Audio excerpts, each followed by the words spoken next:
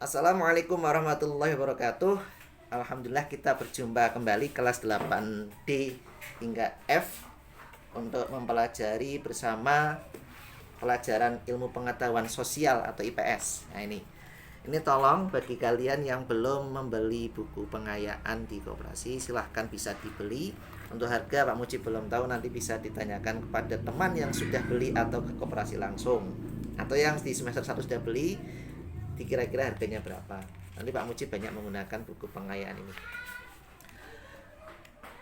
Materi kita kali ini, oh ya, kita awali dulu dengan bacaan basmalah bersama-sama ya. Bismillahirrahmanirrahim.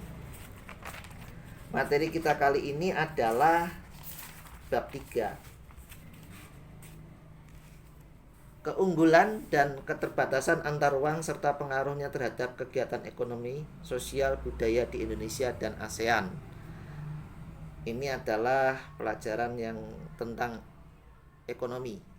Ekonomi itu ya tentang gampangan ini apa ya?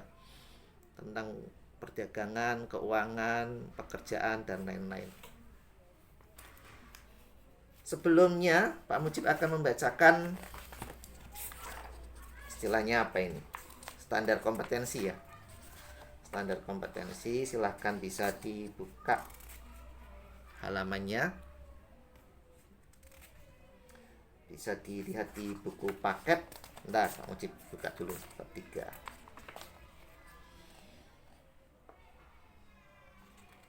Halaman 135, buku paket dibuka.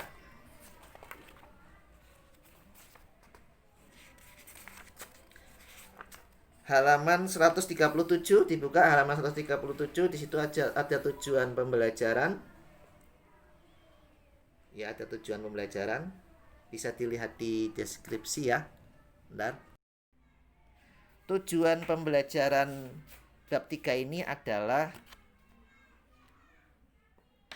kalian setelah mempelajari materi bab ini diharapkan mampu A. Menjelaskan keunggulan dan keterbatasan antar ruang serta peran pelaku ekonomi dalam suatu perekonomian.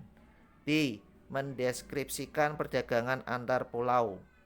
C. Mendeskripsikan perdagangan antar negara. D. Menganalisis model penguatan ekonomi maritim dan agrikultur. E. Menganalisis pendistribusian kembali pendapatan. Untuk pembelajaran kali ini, PJJ kali ini arahnya ke A. Menjelaskan keunggulan dan keterbatasan antar ruang serta peran pelaku ekonomi dalam suatu perekonomian. Kemudian yang B juga itu masuk nanti mendeskripsikan perdagangan antar pulau. Baik, sekarang Pak Mujib minta kalian membuka buku. Yang buku pengayaan ada di di halaman 5, 6, kemudian sampai halaman 7. Kalau yang buku paket ada di halaman 135, 136, 37, 137, 138 dan sampai 142. Pak Mujib kali ini akan menggunakan buku pengayaan saja secara singkat ya, nanti kita bisa baca sendiri. Pak Mujib yang menjelaskannya hanya sebatas poin-poinnya saja.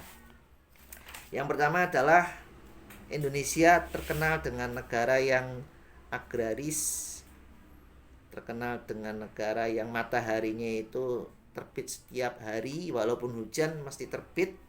Ada matahari, negara tropis ya, ada hujan dan ada panas. Kemudian terkenal dengan daerah yang subur, banyak sumber daya alam, tumbuh-tumbuhan yang ada di Indonesia. Nah, saking banyaknya sumber daya alam itu membutuhkan produksi ekonomi, artinya perlu diolah menjadi bahan yang bisa digunakan untuk kemanfaatan manusia. Kalian bisa lihat di halaman 6 itu tiap provinsi mempunyai keunggulan produksi alam atau sumber daya alamnya. Ada dari Sumatera sampai Papua itu digambarkan dengan jelas. Ada semen Andalas, ada pupuk. Kemudian kalau di Pekalongan sendiri Wonokerto kita itu kan sekolahnya ada di mewah ya, mepet sawah. Lah sawah itu menghasilkan padi. Ini negara apa? Wonokerto, Werdi, Teluk dan sekitarnya itu di sekolah kita, sekitar sekolah kita itu banyak padinya, produksi padi. Banyak resmilnya juga. Ya, artinya tiap daerah punya keunggulan produksi alam atau sumber daya alam yang diproduksi.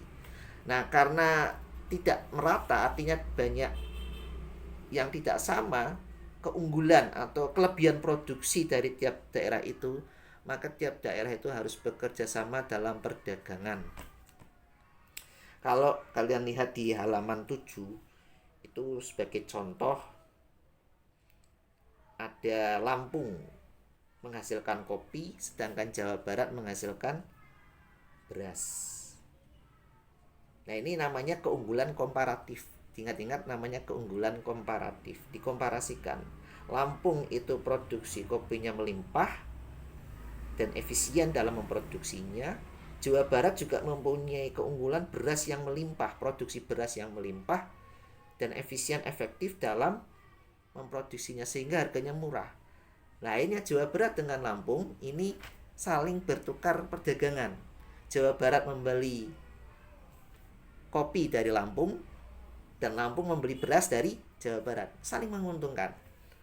Nah, ini sehingga dengan demikian perdagangan itu menghasilkan sama-sama untung, atau kalau bahasa IPA-nya simbiosis mutualisme. Itu antar daerah, satu daerah ya, satu dengan dua daerah, belum lagi daerah yang lain. Nah, nanti dilihat keunggulannya masing-masing. Kamu butuh apa, saya butuh ini, saya punya ini, kamu butuh ini, silahkan dibeli. Nah, gitu gampangannya begitu. Dari perdagangan antar daerah itu juga bisa menumbuhkan rasa persatuan antar pulau, antar provinsi di Indonesia. Karena persatuan itu penting. Negara yang besar kalau tidak bersatu, perang isinya ora enak, tidak enak saudara-saudara. Sehingga kita tidak boleh saling menganggap kita itu paling hebat. Jawa Tengah paling hebat, Kabupaten Pekalongan paling hebat. Enggak. Pekalongan juga punya kekurangan sehingga harus impor barangnya. Contoh, Pekalongan butuh bawang dari Brebes. Nah, itu antar provinsi, antar kabupaten ya. Ya.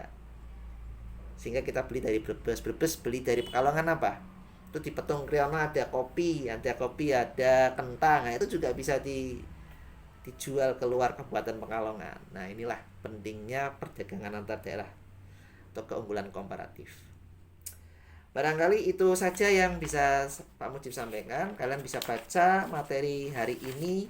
Kalau dari pengayaan buku pengayaan itu bab 3 halaman 5 sampai halaman 8. Oh, jangan, sampai halaman 7 saja, 5 sampai 7 di buku pengayaan. Yang belum beli silahkan ke koperasi untuk membelinya.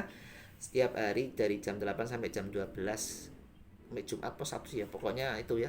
Senin, Selasa, Rabu, Kamis, Jumat. Sabtunya saya nggak tahu buka tutup. Buka ayo. Buka kelihatannya. Untuk pertemuan berikutnya, hari ini nggak ada tugas ya. Hari ini belum ada tugas. Untuk pertemuan berikutnya adalah pengertian pelaku ekonomi halaman 8. Rumah tangga keluarga, rumah tangga perusahaan dan seterusnya. Pokoknya tentang bahas itu. Sampai ke rumah tangga apa ini? Rumah tangga masyarakat luar negeri. Nah, masyarakat luar negeri. Terima kasih atas perhatiannya. Mohon maaf bila ada salah-salah kata atau kekurangan. Pak Mujib akhiri dengan alhamdulillahirabbil alamin wallahul muwaffiq ila aqwamit thoriq. Assalamualaikum warahmatullahi wabarakatuh.